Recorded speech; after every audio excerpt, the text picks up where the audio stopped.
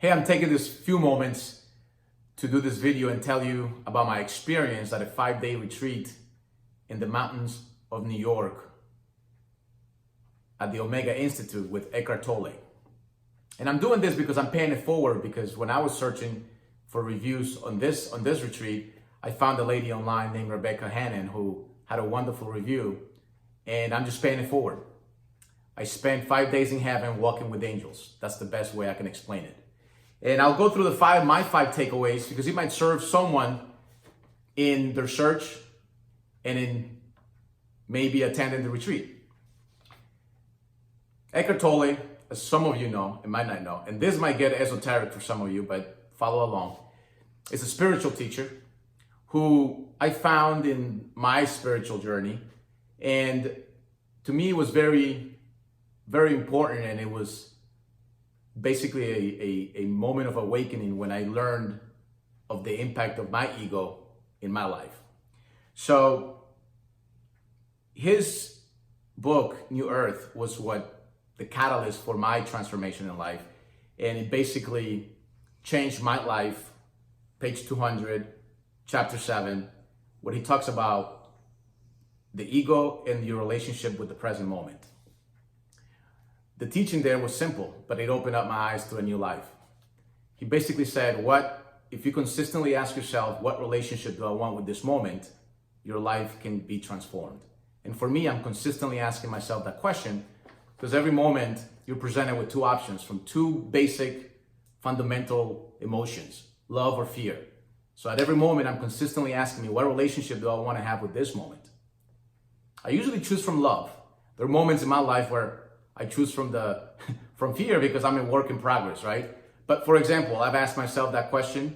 I'm asking myself the question now, what relationship do I want to have with this moment?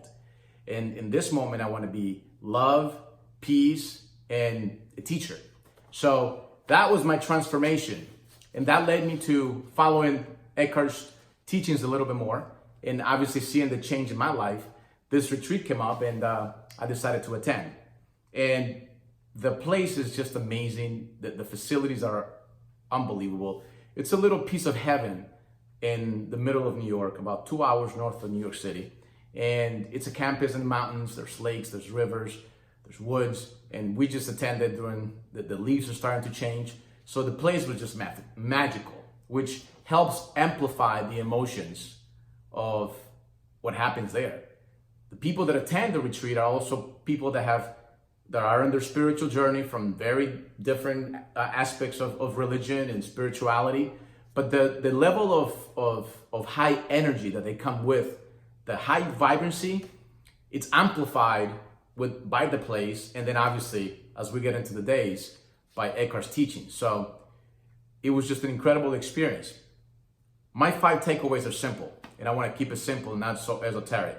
But the first thing when Eckhart Tolle comes in on Sunday night to do his first presentation, his first talk, he told us, I'll give you the secret to this. And he clearly said, so learn to separate the isness of things. So learn to see things as they are. Don't bring your narrative into the moment. That to me was a big realization, or deepening of a realization, because how many times do we bring our conditioning, our narrative, our assumptions into the present moment? Many times. So he says the secret to this whole thing is being able to see things as they are in the moment without bringing your narrative. Accept the isness of this moment and ask yourself, what relationship do I want to have with this moment? Now, in the context of his teachings, this is something that really got clear to me, because he talks about 2 dimensions. The dimension of form, conscious objectiveness. So form is like our thoughts, this book. We live in a world of form. A car, my house, this dog. All the thoughts that we have are finite in the sense of they were made up by us, and we've created a world that's objective. So that's one dimension. But there's also another dimension, which is the being dimension, or Eckhart also calls it space consciousness.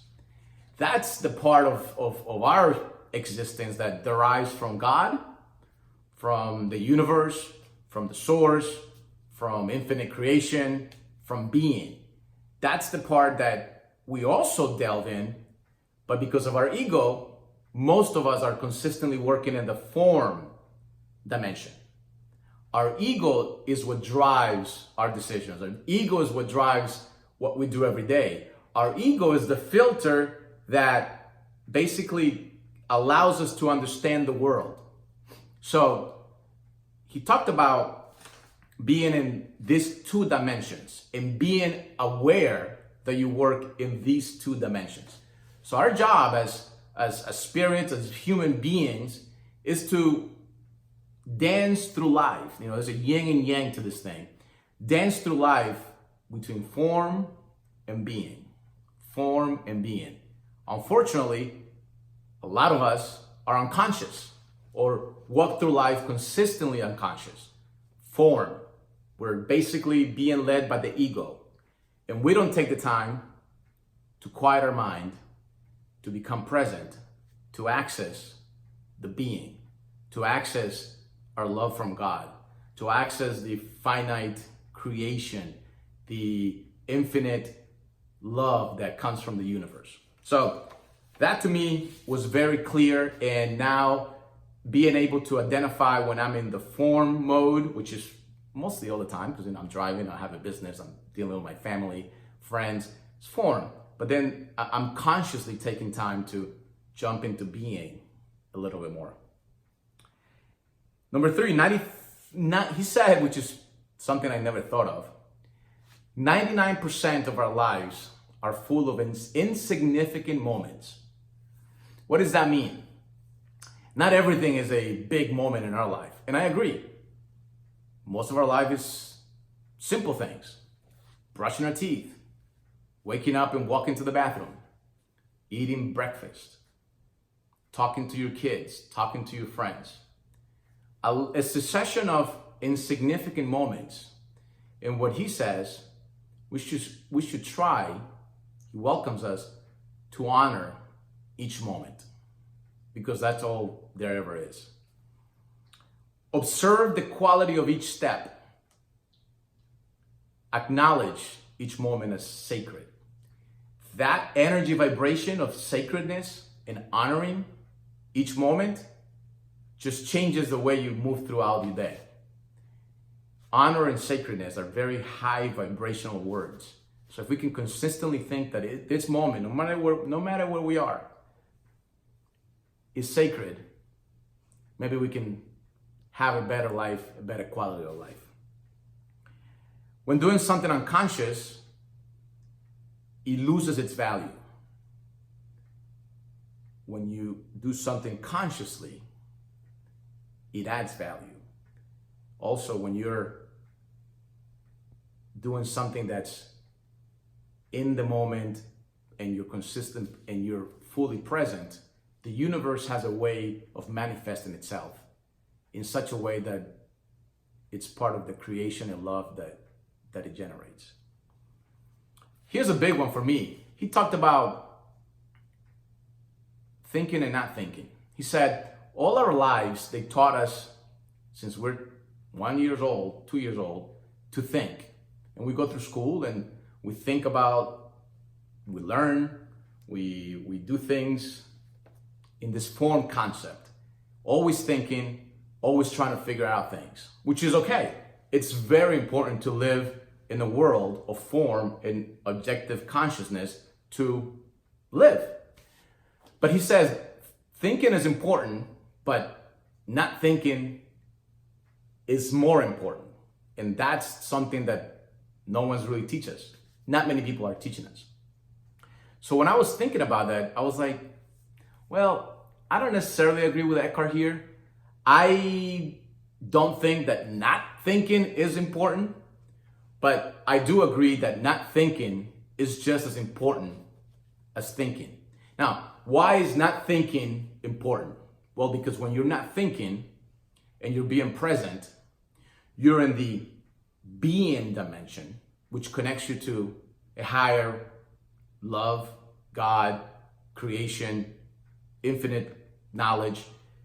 In those moments of stillness, you're finding the answers to some of the things that you're intimately want to manifest. And it's happened in my life where, as a software developer, I'm a programmer, I'm stuck on a problem for hours, maybe days. And if I let go, and maybe I go to the restroom or I go for a walk, and I'm not thinking about the problem and I'm just quiet and kind of in the moment, it's amazing how sometimes just the answer comes up. And I know it's happened to you also. You know, he talked about freedom, and he defined it as freedom is when you can become free of external conditions. Free of external conditions. How many of us are slaves to our past, people, situations, lack of this, lack of that, external situations? And usually the present moment is not as difficult as we might think it to be. If you think about it, most moments, since they're insignificant, they're pretty okay. We're breathing, you're not in a fire, you're kind of moving through life. What happens is we bring our narrative to that moment of pain, of sorrow, of angst, of all the things that happened in the past. And then your moment becomes pretty freaking miserable. So freedom is when you can become free of external conditions. And ultimate happiness comes from connectedness with being. So being happy is not going to be satisfied with more cars, more money, more ego stuff, more of the form, objective consciousness stuff. Your happiness is not found there. Happiness is found in the stillness of being. When you're no longer needing someone to complete you. You don't need your wife or your girlfriend or your boyfriend to complete you. You're whole and complete, but you can only access that through being in the present moment. Being in the present moment could be quite difficult, or it could be quite simple. Someone asked Eckhart, what's the best way to get to the present moment? And he said, very simply, watch your breath. Have a conscientious breath. Be conscious of your breath.